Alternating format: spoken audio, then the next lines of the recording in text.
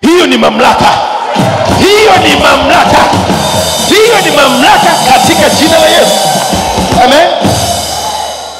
Sisi tuna mamlaka kuliko watu wa dunia hii. Tuna mamlaka juu ya magonjwa. Tuna mamlaka juu ya wachawi. Tuna mamlaka juu ya waganga. Kwa maana ni kituko na kichekesho mtu anaenda kwa waganga. Ukienda kwa waganga umeenda kwa miungu. Yaani Mungu wako amchindwa, sasa umeenda kutafuta msaada kwa miungu. Wale wanatakiwa waje watafute msaada kwako. Wewe una Mungu wa miungu, una Mungu mkuu, Bwana wa Bwana, Mfalme wa falme. Yeye ana miungu. Sisi tuko juu yote. Nakwambia hivi, leo shida yako inakutana na Yesu. Anasemaje? Anasema nini? Somo letu linasemaje? Usisahau kitu cha sumu. Sumu linasemaje? Kitu kinasemaje? Ndivyo ilivyo kwamba hakuna mauti kwa Lazaro. Si Lazaro tu. Lazaro anatajwa pale kwa sababu alikuwa ni mwanafunzi wa Yesu. Wewe ukiwa mwanafunzi wa Yesu pia, hakuna mauti kwako. Hakuna mauti kwako. Nasema hakuna mauti kwako. Mpaka wakati mtimilifu utakapofika, Bwana atakapokutoa akurudishe nyumbani baada ya kuimaliza kazi. Hujaimaliza kazi, hakuna mtu wa kukuondoa hapa. Hakuna mtu wa kuniondoa hapa. Hakuna mtu wa kuniondoa hapa mpaka kazi iliyotumwa nitakapoimaliza. Nakwambia hivi, mpaka kazi. Wako wachawi, wako mawakala wako hapa, wengine wanatuma hapa. Nakwambia hivi, wewe wakala uliokuja hapa, hamwezi kuniondoa mpaka kazi iliyotumwa nitakapoimaliza. Mpaka kazi iliyotumwa nitakapoimaliza. Yeye hayanituma, yuko pamoja nami hata ukamilifu wa dahari, katika jina la Yesu. Kiona Lazaro kaambiwa, ugonjwa ulionao sio mauti. Hakuna mauti ambayo inaweza kukuondoa kabla ya wakati, kabla ya muda.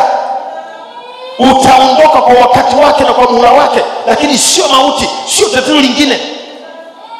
Na vivyo hivyo katika kila jambo. Ni kweli Lazaro aliugua. Ni kweli Lazaro alizungukwa na roho za mauti. Ni kweli yako matatizo yanayotupata. Hata sasa hivi huenda liko tatizo kubwa maishani mwako, na kuambia tatizo hilo haliwezi kukufikisha kwenye mwisho wako. Tatizo hilo ni njia ya kuendea mafanikio yako. Tatizo lako ni njia ya kuendea mafanikio yako. Kadiri wana wa Israeli walipokutana na matatizo njiani, hivyo Mungu alijidhihirisha kwao. Walipokutana na kiu, hata kiu ile ikawa katika hatari ya kuwaletea mauti, hivyo Mungu alivyotoa maji katika mwamba. Jiwe lililo gumu kabisa ambalo hakuna dalili ya chemichemi, hilo ambalo lilitoa maji, watu wakanywa. Changamoto unayokutana nayo, hiyo inakupeleka katika utukufu wa Mungu. Ndio maana Yesu akasema kwamba ugonjwa sio mauti, lakini ili Mungu apate nini? Apate nini? Apate nini? Sema kwa nguvu, Mungu apate nini? Mungu apate nini? Tatizo lako Mungu atajitolea utukufu. Ugonjwa wako Mungu anakwenda kujitolea utukufu. Shida ulio nayo Mungu anakwenda kujitolea utukufu. Mtu huyu ana madeni mengi sana, yani atafilisiwa. Tunasubiri siku ambayo atafilisiwa kila kitu alicho nacho. Madeni yamemzunguka kila upande. Bwana anakwenda kuyaondoa madeni hayo katika jina la Yesu. Bwana anakwenda kuyaondoa hayo madeni. Inaonekana ni kama mwisho, ni kifo. Huna mbele, huna nyuma. Ni mauti, ni kifo. Mazishi yamefanyika, siku 4 zimepita, yule mtu ameoza. Unajua kwanza nini? Ni aibu. Yaani unaishi maisha ya aibu. Kila unapopita sasa hivi unatamani kuficha uso wako tusikuone. hata wakati mwingine unatamani, unajua kuna watu wengine wananunua zile mawani kubwa zile. Mawani kubwa kifatu. Mawani kubwa. Anapotezea. Watu wasimchukue. Unahitaji kufanya kila neno kuficha aibu. Ficha aibu. Bwana anakwenda kuiondoa aibu yako. Bwana anakwenda kuiondoa aibu yako. Kwa jina la Yesu Kristo. Tatizo ulilo nalo sio la mauti, bali kwa utukufu wa Mungu, ili mwana wa Mungu atukuzwe. Yesu anakwenda kutukuzwa kupitia wewe. Yesu anakwenda kutukuzwa kupitia wewe. Na unajua Mungu anatafanya ili aweze kuwanasa wale watu. Anaanza kwanza kutupeleka kama ni kwenye aibu. Anawavuta waingie kwenye 18. Kwa hiyo anakuacha kwenye aibu. Wale wanakuja wanaingia wamenasa. Alafu anaanza kukuondoa kwenye aibu. Wale wanabaki pale pale. Aibu inabaki juu yao. Aibu inabaki juu yao. Aibu itabaki juu yao leo katika jina la Yesu Kristo hai. Maneno waliotamka juu yako yatawakamata wenyewe. Shimo walilokuchimbia utumbukie, watatumbukia wenyewe. Bwana atajitolea utukufu kupitia kwako wewe katika jina la Yesu. Sikiliza. Yesu mwenye mamlaka yote yuko hapa. Kwenye madhabahu hii. Yesu aliye juu ya yote yuko hapa. Kwenye madhabahu hii. Na tena Mungu akasema amemwadhimisha mno na kumpa jina lile lipitalo kila jina. Neno jina tunakwenda kulitia sasa. Sio jina lingine, jina la Yesu. Angalia Wafilipi sura ya 2 mstari ule wa 9 mpaka 11 na kumalizia sasa.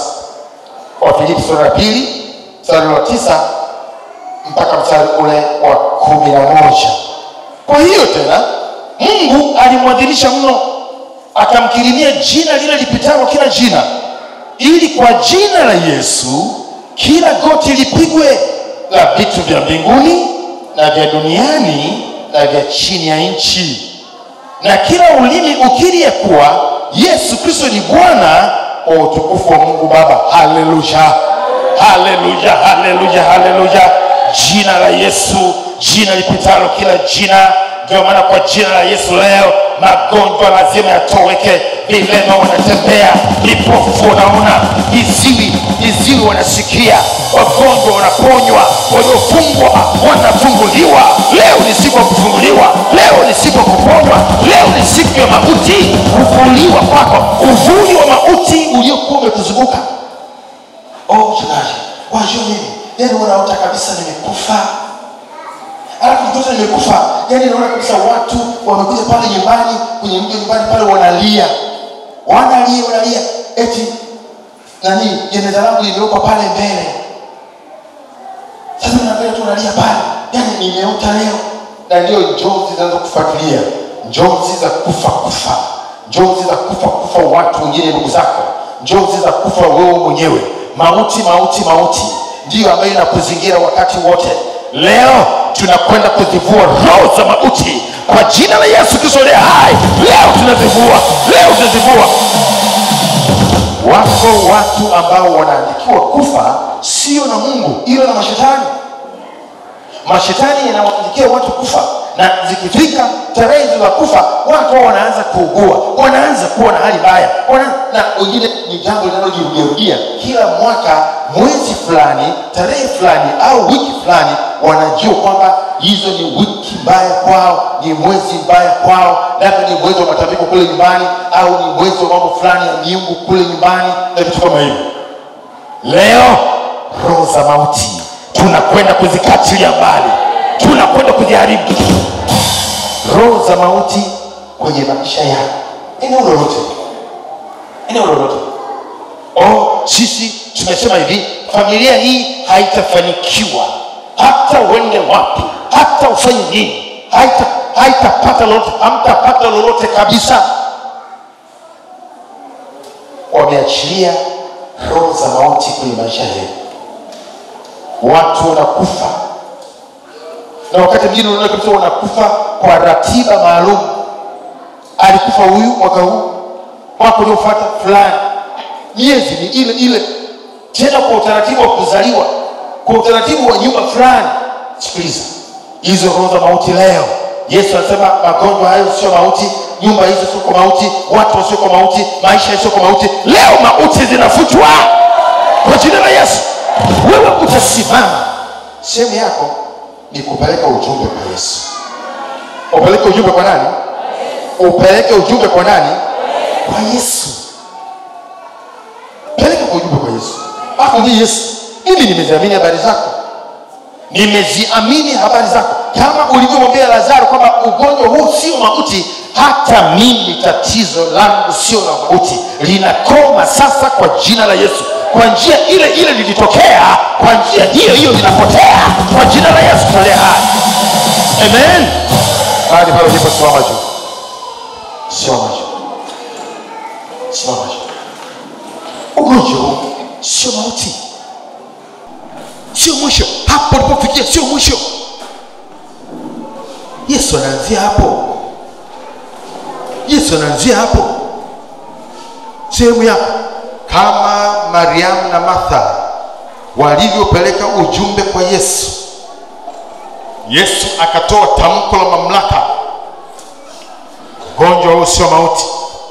Vivyo hivyo utakapopeleka shida zako leo kwa Yesu, iko kauli ya mamlaka ambayo itatamkwa juu yako, juu ya hiyo shida, na jambo hilo litakoma katika jina la Yesu. Amen. Familia hii ya Martha, Maria na Lazaro walikuwa ni wanafunzi wa Yesu. Walikuwa wanafahamiana na Yesu. Hata walipopeleka ujumbe kwa Yesu, wakamwambia yeye umpendaye hawezi. Yeye umpendaye hawezi. Hata baadaye maandiko yananena kwamba Yesu aliwapenda Martha na umbo lake Lazaro. Ilikuwa ni familia iliyokuwa na mjua Mungu. Tatizo lililoko leo, tunaonewa na shetani, tunaonewa na kutumikishwa, tunateseka kwa sababu hatumjui Yesu. Nataka na ninapenda usiendelee kuteseka. Nataka na ninapenda usiendelee kutumikishwa. Nataka na ninapenda upokee uzima siku ya leo. Kila namna ya mauti iliyokuzunguka, kwako wewe mwenyewe au familia yako au lolote lililo la kwako, mauti hiyo leo tuikemee na ikuachilie kwa jina la Yesu. Familia ya Martha na Maria na Lazaro walikuwa wanamjua Yesu, walimwamini Yesu, walikuwa ni wanafunzi wa Yesu. Ilikuwa ni rahisi kuwasiliana na Yesu na kumpelekea taarifa Yesu, yeye umpendaye hawezi, yuko katika mauti. Lazaro. Yesu akatoa tamko, ugonjwa huu sio mauti. Alikuwa anamjua Lazaro, alikuwa anafahamu. Vivyo hivyo sisi, Mungu anaweza akawa na kujua wewe. Ndivyo anatujua, sio kwamba tujui. Anatujua, lakini uhusiano wetu na yeye ukoje? Uhusiano wako na Yesu ukoje? Maana ni yeye mwenye mamlaka juu mbinguni, chini duniani. Ni yeye anayeweza kukuponya. Ni yeye anayeweza kukunusuru na hayo yanayokupata. Ni yeye mwenye uwezo kukuokoa. Ni yeye mwenye uwezo kukupa uzima, tena uzima tena. Ni yeye Yesu, sio mwingine. Sio mwingine.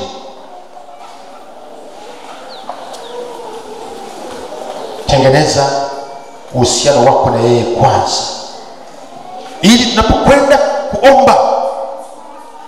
kuomba, jina lako liwe tayari ameliandika kwenye kitabu cha uzima, kitabu cha wanaomcha Bwana, kitabu cha wanafunzi wake Yesu. Amen. Hilo ni la kwanza na la muhimu, kwa sababu tunakwenda kuliitia jina lake. Ni kweli jina la Yesu lina mamlaka, lakini mamlaka hii Asema nitakuwa pamoja nanyi hata ukamilifu wa dahari. Atakuwa pamoja na wanafunzi wake, atakuwa pamoja na wale waliomwamini, atakuwa pamoja nao katika maisha yao, katika yote yanayowasibu hata ukamilifu wa dahari. Yesu anaahidi ya kwamba atakuwa pamoja na wale wanaomwamini, atakuwa pamoja na wale ambao wamefanyika kuwa wanafunzi wake hata mwisho wa miisho yote, ukamilifu wa dahari. Hilo ni la msingi sana. Hapa ni mahusiano yako wewe mwenyewe binafsi na huyu Yesu. Tukiwa wanafunzi wake, neno lile linasimama.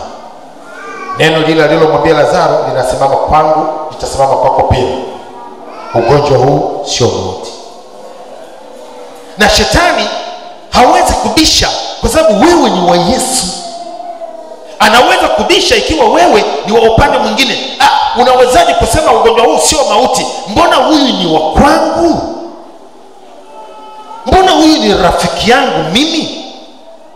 Mbona huyu ni mwenzangu, ni mfuasi wangu? Sasa Yesu, unawezaje kumtetea huyu kwamba ugonjwa huu sio mauti? Kwa maana ni muhimu sana uangalie uhusiano wako na Mungu. Kwa sababu hiyo, kabla tujaomba, kabla tujafika katika maombi ya kuomba na kuzivunja na kuziharibu roho za mauti, kuharibu na kuvunja kile kilichokuinukia wewe katika maisha yako, kimezuia mema yasikupate, kimezuia maisha yako yasiwe mema, yasiwe mazuri, kimezuia biashara inaonekana ni kama imekufa, kazi yako inaonekana kama imekufa, haijafa. Yesu anasema imelala, anataka kuiamsha leo. Anataka kuiamsha leo. Imelala tu. Lakini kwanza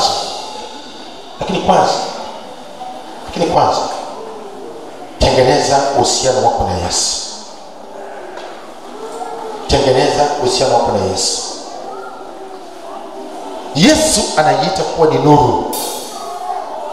Nuru, wala giza lolote halimo ndani mwake, wala uovu wote haumo ndani mwake, wala dhambi yoyote haimo ndani mwake. Nuru na giza havichangamani. Hapo ndipo tunapokosa kuona Mungu anatutetea, ijapokuwa anajua matatizo yetu yote, anajua tunavyoteseka, tena anaona mabaya yanayotupata, tena tumekuwa tukilia siku zote, anasikia, lakini anatuacha. Anaona giza wakati ni nuru. Lazima tuwe nuru, na kuwa nuru ni rahisi pale ambapo tuko tayari kumwambia Yesu atusamehe maovu yetu yote, dhambi zetu zote, atutakase, atusafishe kwa damu yake, aondoshe kila uovu, kila dhambi na mashina yake na asili zake, akaondosha kabisa na magugu yake, na kuambia kiu ya dhambi hutaisikia tena. Yesu anaharibu vyanzo vya dhambi, sio tu kutubu, lakini vyanzo vya dhambi Yesu anaviharibu kwa Roho Mtakatifu, kwa moto. Yeye ni moto ulao. Lakini ikiwa tutaendelea kuzikumbatia dhambi, tunaendelea kushikilia giza, na Yesu ni nuru, ataendelea kutuacha gizani. Mtu mwenye busara atakimbilia nuru. Kama jinsi ambavyo leo kila mahali watu wasema umeme uje, tunataka umeme. Watu hawataki tena vibatari, hawataki tena kukaa gizani, wanataka umeme ufike. Kuwe na nuru majumbani mwetu, mitaani, kuwe na nuru. Nani huyo ambaye bado anataka giza? Huyo ni mtu wa ajabu sana. Giza, tunaita nguvu za giza, wafalme wa giza. Shetani ni giza. Unakaje gizani? Leo uje nuruni. Nuru yake ikuangazie, nuru yake ikumulikie, nuru yake ikuongoze, nuru yake itakutangulia. Hutapotea, lakini utaingia uzimani katika jina la Yesu. Kwa hiyo ni rahisi sana wewe ambaye unataka nuru ya Kristo iingie ndani yako, kuangazie, akutoe gizani, akutoe kwenye mauti, akutoe kwenye magonjwa, akutoe katika kuonewa na kutumikishwa na nguvu za giza na wachawi. Ni rahisi sana. Nikiacha kumwambia tu Yesu, nimeliamini neno hili, mimi nami sitaki kukaa gizani, sitaki kukaa dhambini, wala nguvu ya kutumikishwa katika uovu sitaki tena, maana mwisho wake ni giza la milele, jehanamu ya moto. Lakini Yesu alikuja ili tusipotee. Alikuja na uzima, tuwe na uzima tele, mauti iwe mbali na sisi. Ni rahisi sana ukimkiri tu Yesu hivi kwa kinywa chako na kuamini moyoni mwako, akuokoe, akuangazie nuru yake. Ni rahisi sana. Nuru yake Kristo itajaa maishani mwako, giza litaondoka, shetani atakuachilia mbali, mapepo yatahama, magonjwa yatahama, nuksi, balaa na mikosi itaondoka, laana za kila namna ni giza zitahama, magonjwa ni giza yataondoka, kila kitu kitaondoka, maana Yesu ni nuru. Ndio maana mahali popote pale alipoingia Yesu na nuru yake, giza liliondoka, magonjwa iliondoka, mapepo yaliondoka, kila kitu kiliondoka. Amen. Ni sana.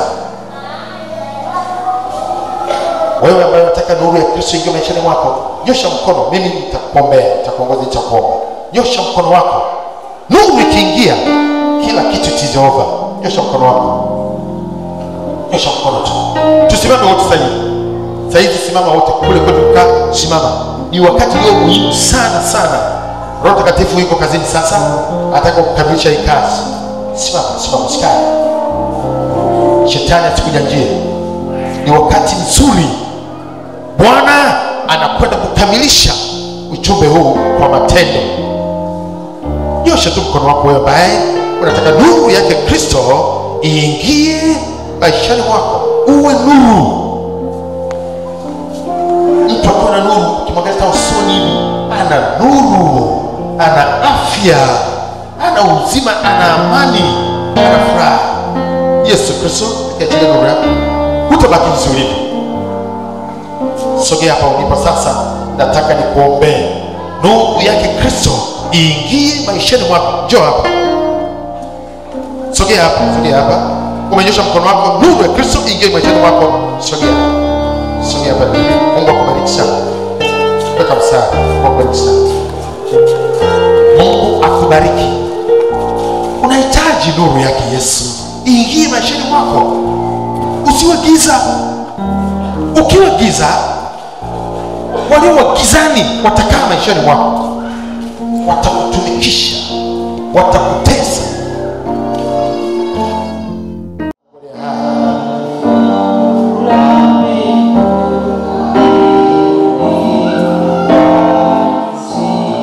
Upapa mbele, fatisha maneno ya sasa. Sema Bwana Yesu. Nyosha mkono wako mmoja juu. Sema Bwana Yesu, nimeliamini neno lako. Nimeliamini neno lako. Ugonjwa wangu sio mauti. Ugonjwa wangu sio mauti, bali ni utukufu wa Mungu. Bwana Yesu, nisaidie. Ninakujia, nahitaji msaada. Sitaki giza. Sitaki giza maishani mwangu. Wewe ni nuru. Wewe ni nuru. Nuru yako iangaze moyoni mwangu. Nuru yako iangaze maishani mwangu. Wala giza sipate nafasi. Wala matendo ya giza yasipate nafasi. Yesu niokoe. Yesu niokoe. Nisamehe maovu yangu yote niliyoyatenda. Nisafishe kwa damu yako iliyomwagika msalabani. Bwana Yesu, liandike jina langu kwenye kitabu cha uzima. Kwenye kitabu cha uzima. Lifute jina langu kwenye kitabu cha hukumu. Kwenye kitabu cha hukumu. Asante Yesu. Ninaamini umesikia maombi yangu na kunisamehe dhambi zangu na kuniokoa, na mimi sasa nimesamehewa, nimeokolewa katika jina la Yesu. Amen. Mshangilie Yesu. Makofi kwa Yesu, makofi kwa Yesu. Bwana waweza, Mungu rehema, asante kwa ajili ya watu hao.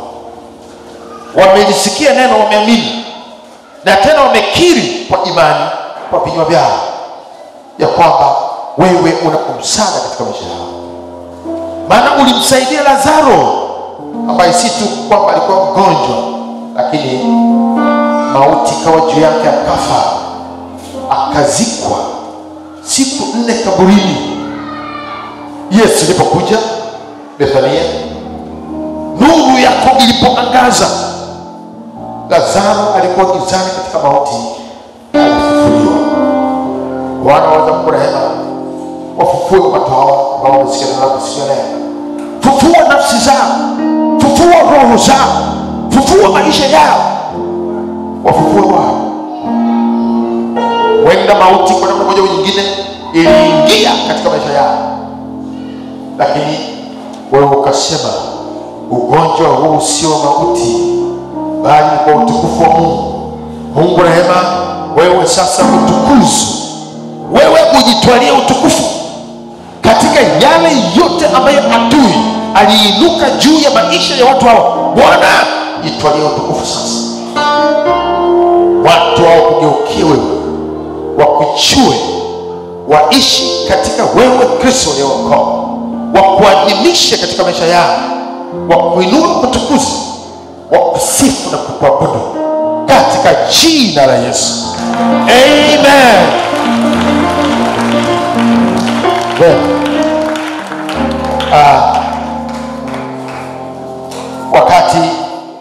Wakati tunaomba sasa wote kwa jumla, tunapeleka ujumbe kwa Yesu. Tunapeleka ujumbe kwa Yesu kama jinsi ambavyo Martha na Mariamu walipeleka ujumbe kwa Yesu kwa habari ya ndugu yao. Unaweza kupeleka ujumbe kwa Yesu kwa ajili yako mwenyewe, au kwa ajili ya familia yako yote, au kwa ajili ya mtu mwingine pamoja na wewe mwenyewe. Walifanya hivyo Martha na Mariamu, na bado Yesu akashughulika na Lazaro.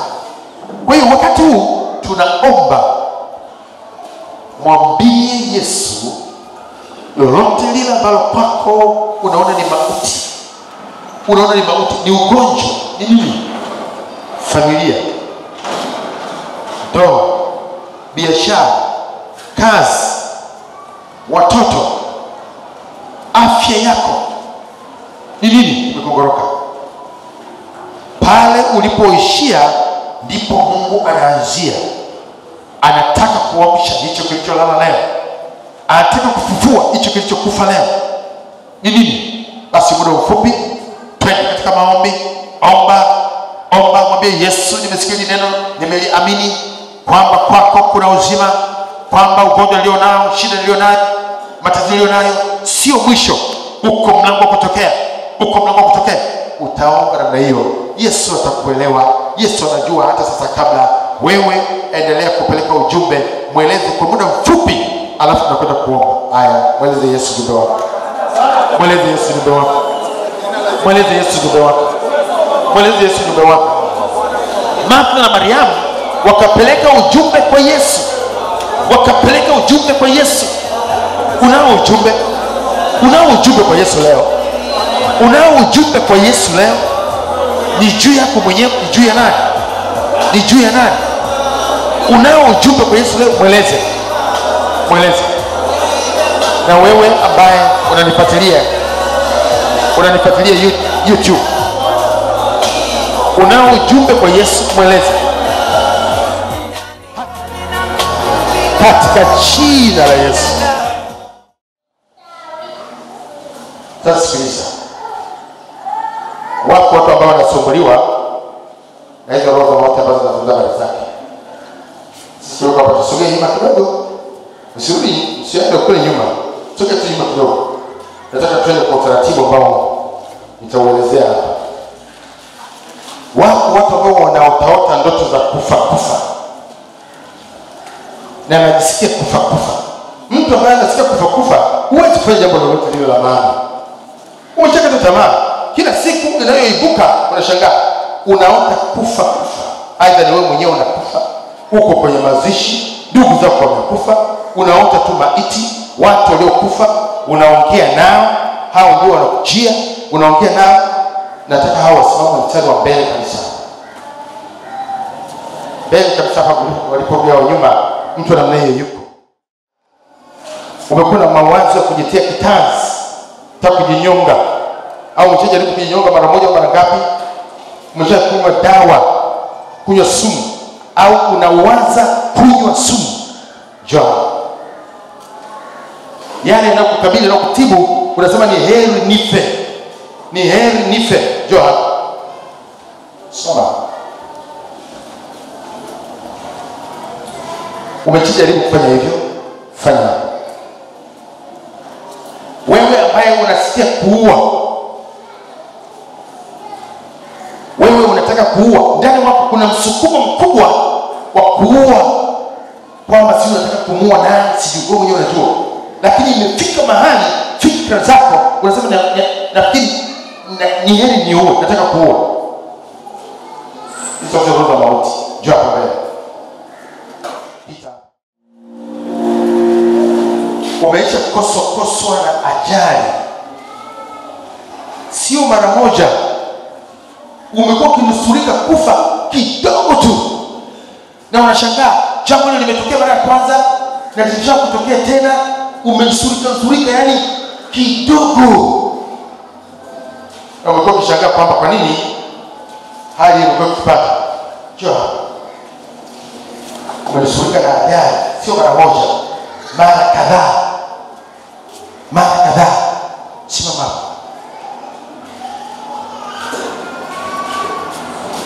Wakati mwingine ndio kupata ajali kabisa. Kwa nini wewe utokee mara 2 na 3 mara ngapi? Kuna roho inakufuatilia. Sawa. Jina la Yesu Kristo kwa mamlaka Mungu mbinguni. Ugonjwa huu sio mauti, lakini ni utukufu wako, ili mwana wa Mungu upate kutukuzwa. Ugonjwa huu sio mauti. Ugonjwa huu sio mauti. Na kwa sababu hivyo Bwana, kwa mamlaka itokayo kwako, kwa jina la Yesu Kristo, Mungu mwenye nguvu, kila roho zilizoko mahali hapa, kila kitu inuka juu ya watu hawa, kila mipango na hila ambazo adui alizisimamisha katika maisha yao, katika familia yao, kwa jina la Yesu Kristo na kwa mamlaka. Rudisheni huyo, kamata huyo roho ya mauti hiyo. Leta hapa.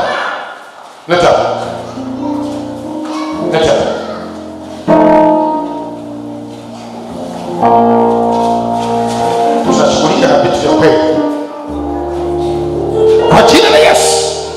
Roho za mauti, ninyi ambao mmewaandikia watu wa kufa, ninyi ambao mmewaandikia watu na jamaa zao kwamba watakufa, kwa jina la Yesu Kristo leo hai, watu hawa hawatakufa, maana mkono wa Bwana uko mahali hapa. Yuko Kristo Yesu mwenye mamlaka yote, aliye juu ya yote, na kwa jina la Yesu tunajaribu hizo kazi. Wachieni hao watu. Bwana ana haja nao kwa jina la Yesu Kristo. Bwana ana haja nao. Watu hawa hamwezi kuchukua, hamwezi kufanya lolote lile. Ninakemea sasa, ninaharibu sasa kila roho zilizoko hapa, kila mauti iliyoko hapa, kila namna kuandikia watu wa kufa kwa jina la Yesu Kristo. Watu hawawezi kufa. Bwana ana haja nao. Kamba na kila kilichoko hakiwezi kuinuka tena, maana Bwana anaibatilisha mauti. Uzima uchukue nafasi katika jina la Yesu. Kwa jina la Yesu Kristo, roho ya mauti na kwa mamlaka, ninyi wacheni vitu kwa mamlaka na kwa jina la Yesu. Tunateketeza mauti, tunateketeza kazi zenu, tunakatakata kamba hizo, tunakatakata hiyo minyororo, tunaiharibu kwa jina la Yesu Kristo na kwa damu ya Yesu, tukimwachilia kwa huru kabisa. Mauti imebatilishwa, imemezwa na kushinda katika jina la Yesu.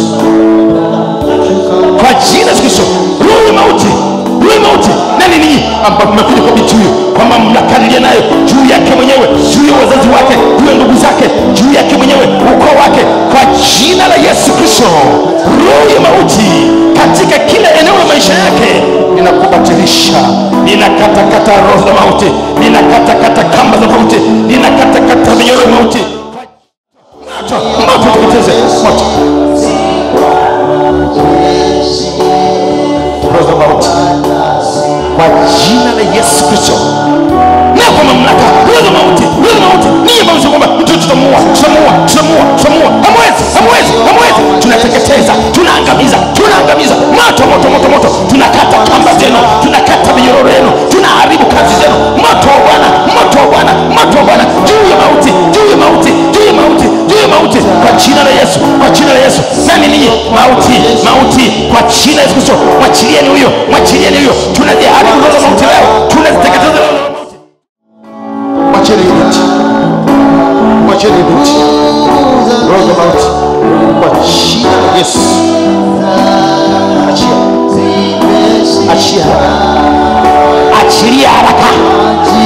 Achilia haraka. Tunakata minyororo, tunawakatakata minyororo hiyo, tunakatakata hizo kamba zenu, tunaharibu hizo kazi zenu kwa jina la Yesu Kristo. Moto juu yenu. Tunaharibu roho za mauti. Kwenda nje haraka, kwa jina la Yesu. Wateketezwa. Tunawateketeza.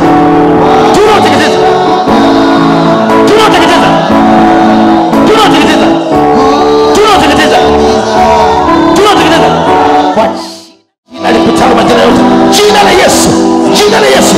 Get out. Toka nje, mwacheni.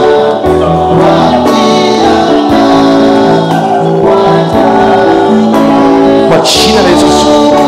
Roho za mauti, toka nje. Moto uteketeze kazi zenu. Tunakatakata kamba na minyororo ya mauti, uvuli wa mauti, tunauangamiza na kuuteketeza kwa jina la Yesu na kwa damu ya Yesu. Kwa jina la Yesu. Roho za mauti, kamba za mauti, pepo mauti, minyororo ya mauti, kwa jina la Yesu tunakatakata minyororo, tunakatakata kamba, tunauharibu uvuli kwa jina la Yesu na kwa mamlaka. Wacheni mtu achilie uzima juu ya uzima katika jina la Yesu. Roho za mauti, pepo mauti kwa jina la Yesu toka nje haraka. Moto wateketeza, kamba zinazoteketeza, ngome zinazoteketeza, minyororo yenu, mamlaka yenu kwa jina la Yesu. Kwa jina la Yesu Kristo na kwa mamlaka. Moto juu yenu tunaikata, imwachiwe haraka kwa jina la Yesu Kristo. Hamna mamlaka tena juu yake katika jina la Yesu. Kamba za mauti, uvuli wa mauti, toka nje haraka. Moto kwa jina la Yesu Kristo na kwa mamlaka. Tunaharibu kazi zenu. Achia kamba za mauti, ngome za mauti kwa jina la Yesu. Tunaharibu, tunateketeza katika jina kwa mamlaka iliyo katika Kristo. Tunakuharibu mauti, una mamlaka juu ya watu hao. Achia uvuli wako, kamba zako, minyororo yako, mipango yako, pepo mauti kwa jina la Yesu. Kwa namna yoyote ambayo umekuja mahali hapa, tunateketeza, tunajaribu kwa jina la Yesu. Moto. Makofi kwa Yesu. Kama jinsi ambavyo Bwana amewafungua hawa sasa, na lolote lile la kwako ambalo lilikuwa linakufa au limezingirwa na kufunikwa na roho za mauti au uvuli wa mauti, minyororo ya mauti, hivyo vyote kwa maombi haya na kwa neno hili kwa jina la Yesu Kristo limekuacha huru kabisa katika jina la Yesu. Amen. Alimwona mzee wetu mmoja hapa pale ameletwa kwenye kiti. Kama pelekeo mic ile. Utakujua alikuwa na shida gani.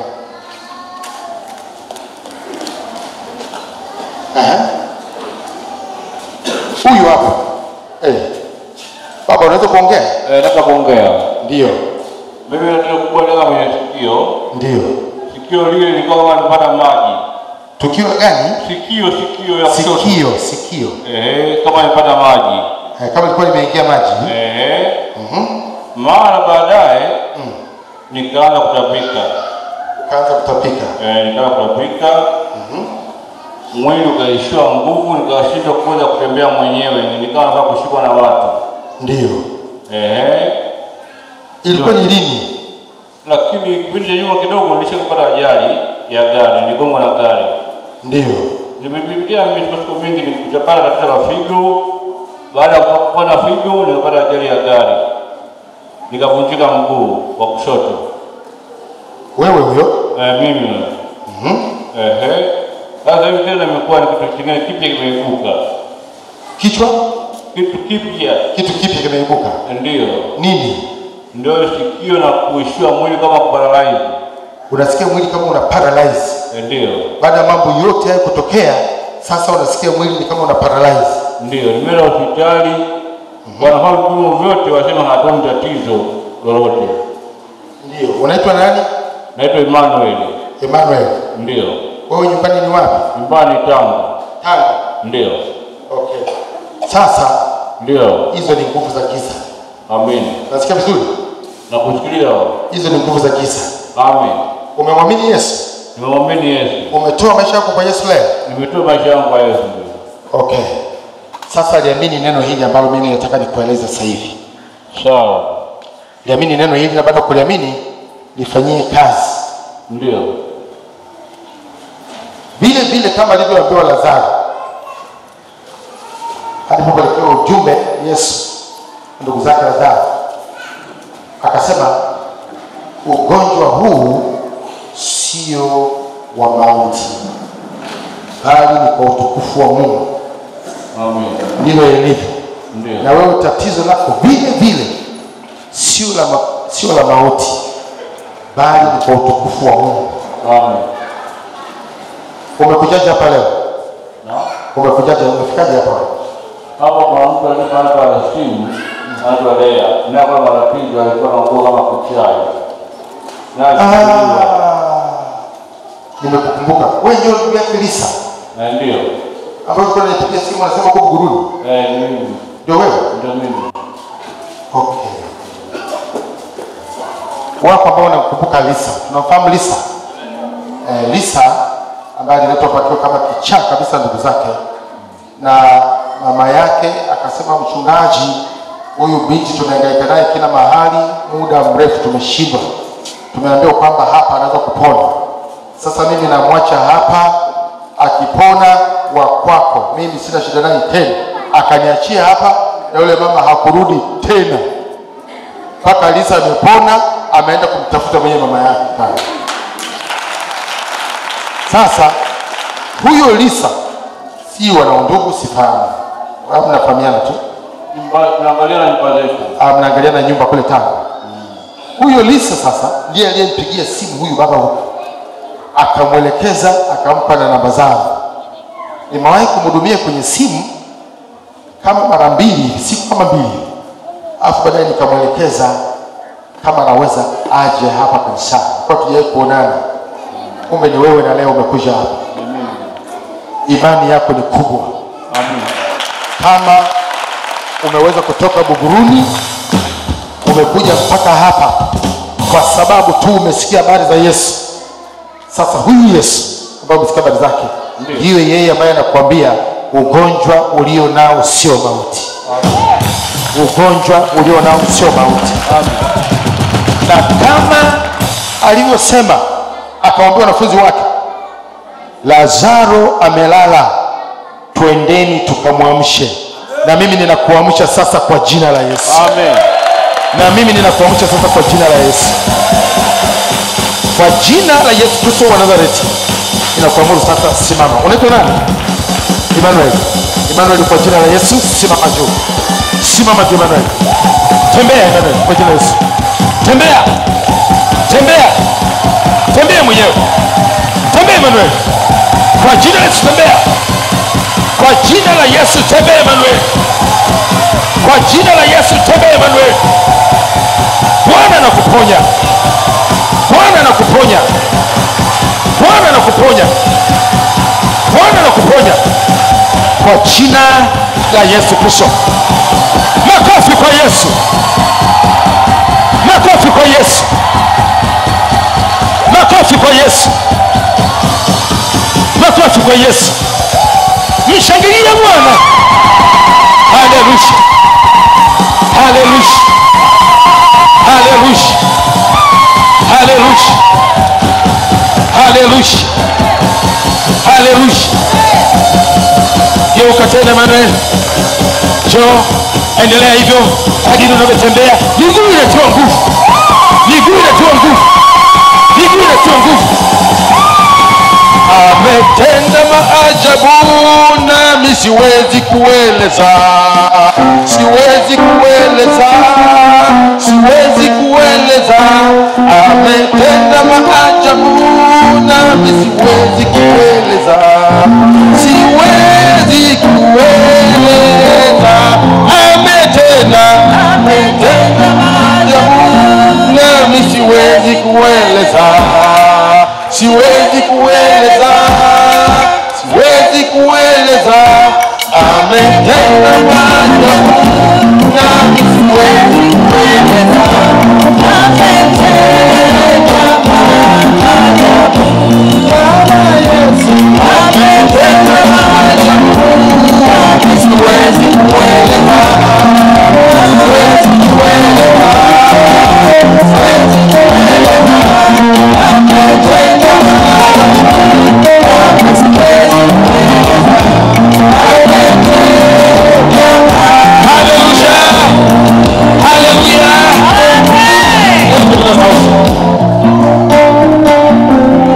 Emmanuel, ulikuwa hujaweza kutembea kwa muda gani?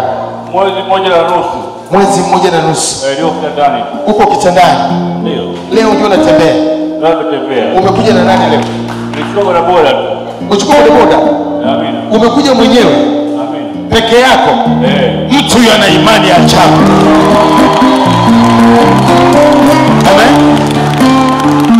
Katika hali hii ni watu wachache anaweza kutoka nyumbani mwenyewe peke yake akaja mpaka hapa mbali na hii. Unakaa wapi?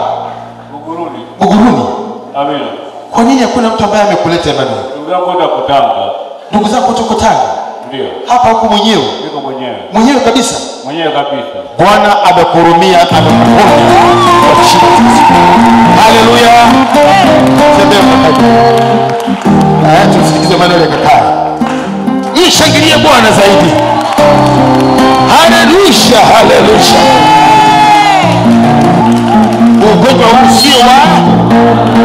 Ugonjwa usio wa